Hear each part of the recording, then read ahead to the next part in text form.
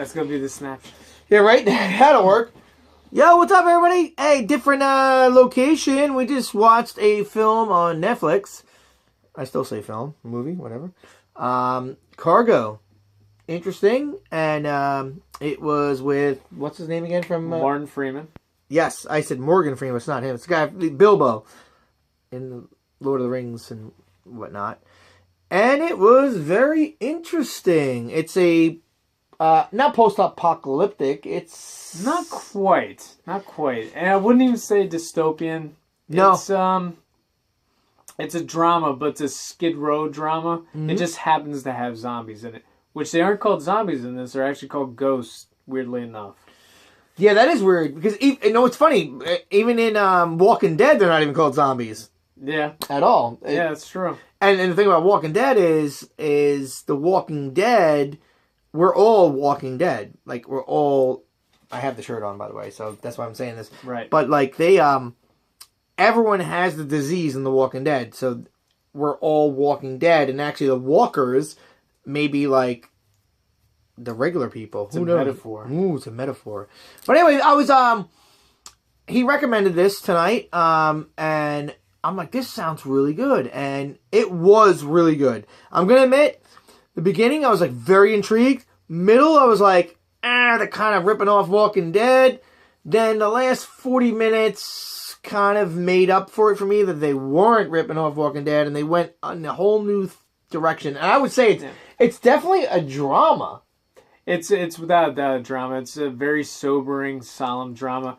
If I had to compare it to anything that kind of did the same thing with the zombie genre, I would say Maggie, which you haven't seen yet. Right, I've not seen it. I think you'll really enjoy. I'm sure I will, yeah. Because the problem is a lot of people are like, oh, this is boring. And some people say, oh, Maggie's boring. There's a difference between people like me and him. We can look at something and be like, oh, it's not boring. This is intriguing. We're going with the plot and the screenplay. It's leisurely paced, but as long as you get acclimated to it, you get into it. Correct. And as long as like the story like keeps you going, I don't think that's boring. Like, I wasn't bored by this. Not at all. In the middle, I was like, I just felt it was like, oh, it's this. I've seen this in Walking Dead, and they're copying it.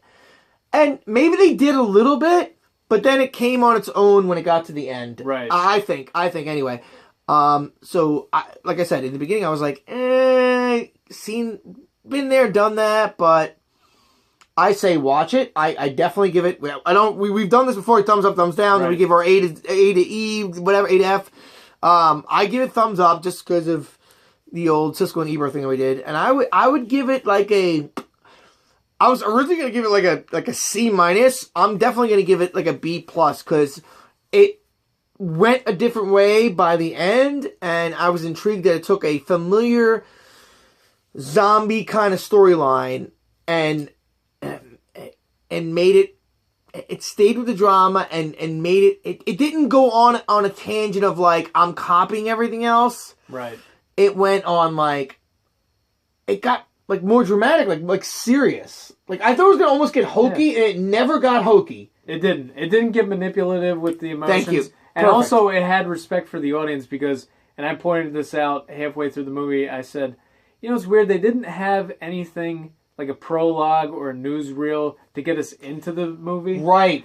We all kind of like picked it up as the movie went along, so it had respect for the audience too, which I admire. It had respect for the audience, and it had respect for the genre. And at first, I was like, "This is not respecting the genre. It's just like, oh, same shit, different day." Right. But he's right. You nailed it. It had respect for the audience, and like I said, respect for the genre, and like that's kind of cool that it swayed me. I was like, in the beginning, I was like, seen it, been there, done that, and then it was like, oh no, they're really respecting this genre, and they're respecting the audience. They're not like, oh, this is just a typical zombie, whatever it might be, movie. Right. And it definitely is not.